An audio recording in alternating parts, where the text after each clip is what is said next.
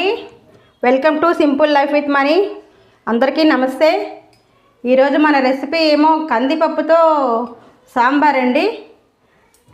వాటికి కావాల్సిన ఇంగ్రీడియంట్స్: కందిపప్పు 1 కప్పు తీసుకున్నాను, ములక్కాడలు, ఆనపకాయ ముక్కలు ఇలా కొంచెం పెద్ద పెద్ద ముక్కలుగా తరిగి పెట్టుకుందాం.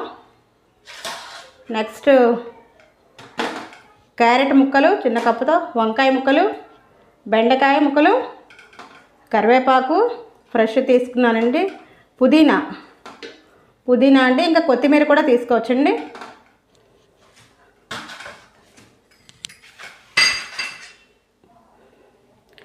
నెక్స్ట్ ఉల్లిపాయలు, చిన్న ఉల్లిపాయలు అయితే తొక్క తీసి ఇలా పెట్టుకోవాలండి. ఇలా ఉల్లిపాయ పోలంగా ఒక 3-4 ఉల్లిపాయలు, ఉల్లిపాయ ముక్కల తాలింపుకి పచ్చిమిర్చి, తెల్లుల్లి రెబ్బలు, ఎండుమిర్చి, తాలింపు దినుసులు, మినపప్పు, ఆవాలు, జీలకర్ర. నెక్స్ట్ తయారు చేసే విధానం చూద్దాం. ముందు బాండీ పెట్టుకుందామండి. స్టవ్ వెలిగిద్దాం. కందిపప్పు దోరగా వేయించుకుందాం. ముందు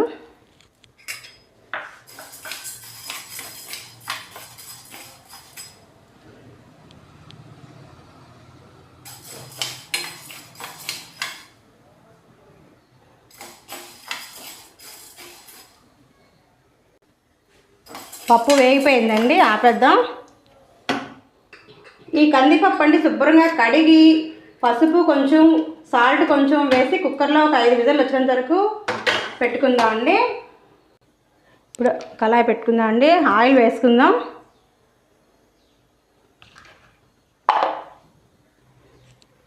సరిపోతుంది. Oil heat ఎక్కనిద్దాం.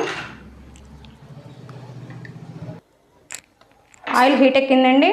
ముందు తెల్లుల్లి రెబ్బలు కొంచెం వేగనిద్దాం. ఇవి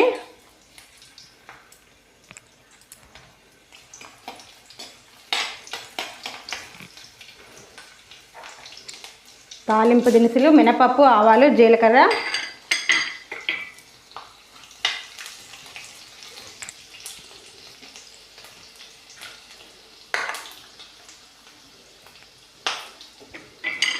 పచ్చిమిర్చి,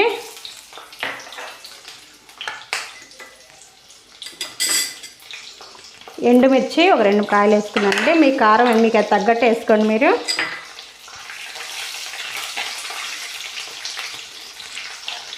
ఉల్లిపాయ ఒకటి ఇలా తరిగి ముక్కలు పెట్టుకున్నానండి. ఉల్లిపాయ ముక్కలు,